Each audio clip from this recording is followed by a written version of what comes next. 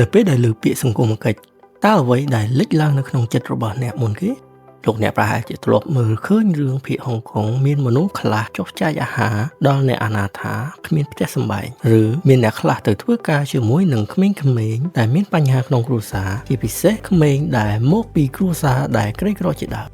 ប្រកាសហើយសកម្មភាពទាំងអស់នេះជាអ្វីដែលអ្នកសង្គមគិច្ចធ្វើដើម្បីជួយដល់មនុស្សដទៃទៀតក្នុងការដោះស្រាយបញ្ហាតើលោកអ្នកដឹងថាអ្នកសង្គមគិច្ចអាចធ្វើការងារអ្វីបានខ្លះដែរទេវីដេអូថ្ងៃនេះយើងនឹងមកនិយាយអំពីការងារដែលអ្នកសង្គមគិច្ចអាចធ្វើបានដោយដកស្រង់ចេញពីសៀវភៅ The Rich Social Work Practice Theory and Skill នៅក្នុង Chapter ទី2របស់ Hans Foss និងក្រុមការងាររបស់គាត់បោះពុម្ពក្នុងឆ្នាំ2017អ្នកសង្គមគិច្ចអាចបម្រើការងារជាអ្នកកាន់ករណីអ្នកសម្របសម្រួលក្រុមអ្នករៀបចំសហគមន៍អ្នកធ្វើការផ្នែកថែទាំសុខុមាលភាពកុមារបុគ្គលិកសង្គមគិច្ចផ្នែកចិត្តសាស្ត្របុគ្គលិកសង្គមគិច្ចធ្វើការនៅសាលារៀនបុគ្គលិកសង្គមគិច្ចបម្រើការងារនៅមន្ទីរពេទ្យជាដើមការងាររបស់អ្នកសង្គមគិច្ចជាប់ទាក់ទងទៅនឹងកម្រិត3យ៉ាងសំខាន់គឺ Macro, Meso និង Micro តើអ្វីជា Micro, Macro និង Meso Micro សំដៅទៅលើការងារទាំងឡាយណាដែលធ្វើជាលក្ខណៈពលគូស្រករគ្រួសារនិងក្រុម Meso និង Macro សំដៅទៅលើការងារដែលជាប់ទាក់ទងនឹងអង្គការស្ថាប័នសហគមន៍តំបន់និងថ្នាក់ជាតិនិយាយជារួម Micro សំដៅទៅលើការអនុវត្តដោយផ្ទាល់ហើយ Macro និង Meso សំដៅទៅលើការធ្វើគោលនយោបាយសង្គមការរៀបចំសហគមន៍និងការធ្វើផែនការផ្សេងៗដើម្បីជួយឲ្យមានយុត្តិធម៌ទាំងសង្គមនិងផ្នែកសេដ្ឋកិច្ចអ្នកកាន់ករណីត្រូវបានគេមើលឃើញថាជាការងារមួយយ៉ាងចម្បងក្នុងចំណោមការងារជាច្រើនទៀតដែលអ្នកសង្គមគិច្ចបានធ្វើហើយអ្នកដែលធ្វើការងារនេះភាគច្រើនតែធ្វើការងារជាមួយនឹងជនរងគ្រោះមេងនៅតាមដងផ្លូវធ្វើការនៅមន្ទីរពេទ្យនៅមណ្ឌលថែទាំកុមារជាដើមការងារនេះគឺដូចនឹងអ្វីដែលលោកអ្នកបានឃើញក្នុងទូរទស្សន៍ដែរទោះបីជាអ្នកអន្តរជាតិមិនបានដោះស្រាយបញ្ហាសង្គមទាំងមូលក៏ដោយក៏ការងារមួយនេះជួយទៅដល់បុគ្គលគូស្រករគ្រួសារនិងក្រុមផងដែរការអនុវត្តផ្ទាល់ឬគេហៅម្យ៉ាងទៀតថាការអនុវត្តបែប clinic ជាអ្នកដែលផ្ដល់សេវាផ្នែកសុខភាពផ្លូវចិត្តសម្រាប់ធ្វើរោគវិនិច្ឆ័យព្យាបាលផ្លូវចិត្តនិងបង្ការភាពមិនប្រក្រតីលើផ្លូវចិត្តអាកប្បកិរិយានិងអារម្មណ៍អ្នកដែលអនុវត្តផ្ទាល់អាចនឹងទៅធ្វើការនៅតាមបណ្ដាអង្គការ clinic មន្ទីរពេទ្យនិងអនុវត្តការងារជាលក្ខណៈឯកជនសម្រាប់អ្នកនៅសហរដ្ឋអាមេរិកដើម្បីទទួលបានអាជ្ញាប័ណ្ណ clinic ឬអនុវត្តដោយផ្ទាល់បែបនេះគេតម្រូវឲ្យម្នាក់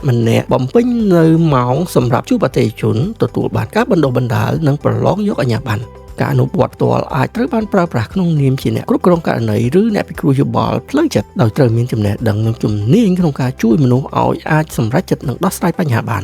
តើការអនុវត្តផ្ទាល់ត្រូវការជំនាញអ្វីខ្លះគឺត្រូវការចំណេះដឹងនិងជំនាញក្នុងការសម្ភាសន៍និងប៉ាន់ប្រមាណក៏ដូចជាអន្តរាគមន៍ទៅលើបញ្ហាដ៏ស្មុគស្មាញដើម្បីធ្វើការជាលក្ខណៈបុគ្គលគូស្រករគ្រួសារនិងក្រុមហើយគេអាចត្រូវការជំនាញបន្ថែមផ្សេងទៀតរួមមានជំនាញផ្សះផ្សាទំនាស់ជំនាញតស៊ូមតិដើម្បីទទួលបានសេវានិងជំនាញអន្តរទំនាក់ទំនងក្រៅពីនេះអ្នកអនុវត្តផ្ទាល់ក៏ត្រូវកសាងទំនាក់ទំនងជាមួយអតិថិជនបង្កើតផែនការនិងកំណត់ដំណើរការនៃការជួយផងដែរក្រៅពីការធ្វើការងារដោយផ្ទាល់អ្នកសង្គមគិច្ចក៏សហការជាមួយនឹងអ្នកជំនាញដទៃទៀតដើម្បីជួយដោះស្រាយបញ្ហារបស់អតិថិជនខ្លួនផងដែរការអនុវត្តផ្ទាល់ជាការងារដែលមានការវិវត្តជាលំដាប់ហើយតម្រូវឲ្យអ្នកសង្គមគិច្ចត្រូវពង្រីកនៅចំណេះដឹងជាមូលដ្ឋានជាប់ជាប្រចាំការពង្រឹងនិងពង្រីកចំណេះដឹងនេះត្រូវបានគេដាក់បញ្ចូលក្នុងគោលការណ៍ក្រមសីលធម៌ជំនាញវិជ្ជាជីវៈរបស់អ្នកសង្គមគិច្ចដើម្បីជួយអ្នកសង្គមគិច្ចបន្តជួយអតិថិជននិងដឹកនាំក្រុមឲ្យកាន់តែមានប្រសិទ្ធភាព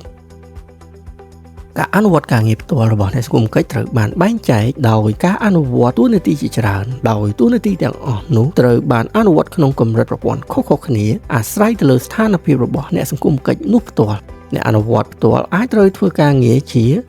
អ្នកផ្ដល់សេវាដោយផ្ទាល់អ្នកកាន់ករណី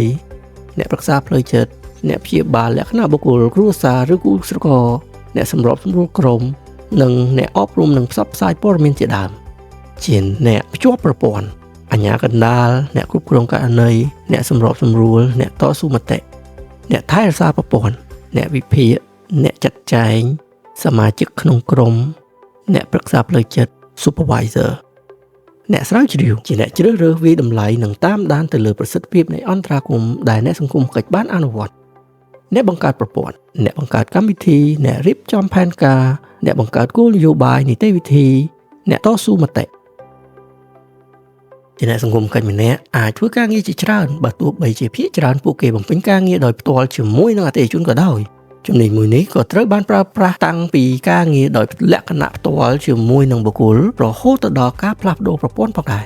ការងារសង្គមកិច្ចធ្វើឡើងដើម្បីជួយសហគមន៍ឲ្យរីកចម្រើនទទួលបានយុត្តិធម៌ទាំងសង្គមនិងផ្នែកសេដ្ឋកិច្ចធ្វើការងារមួយនេះមិនបានទទួលប្រាក់កាក់ខ្លាចជាអ្នកមានបាននោះទេតែការងារមួយនេះជួយឲ្យមានការផ្លាស់ប្ដូរដ៏មានអត្ថន័យដល់មនុស្សក្នុងសហគមន៍និងសង្គមជាតិទាំងមូលសរុបមកវិញមុខវិជ្ជាសង្គមកិច្ចវិទ្យាជាការបណ្ដុះបណ្ដាលឲ្យមនុស្សយើងប្រែក្លាយជាអ្នកបង្កើតឲ្យមានការផ្លាស់ប្ដូរឬ change agent ម្នាក់នៅក្នុងសង្គមសង្ឃឹមថាលោកអ្នកនឹងអាចយល់បានច្រើនជាងមុនអំពីការងារដែលអ្នកសង្គមកិច្ចអាចធ្វើបានប្រសិនបើចូលចិត្តវីដេអូនេះសូមជួយចុច like និងផ្ដល់ជាមតិយោបល់ក្នុង comment ខាងក្រោមផងដែរបើមិនទាន់ចុច subscribe សូមចុច subscribe មួយផងដើម្បីទទួលបានវីដេអូថ្មីៗបន្តទៀតសូមអរគុណនិងជម្រាបលា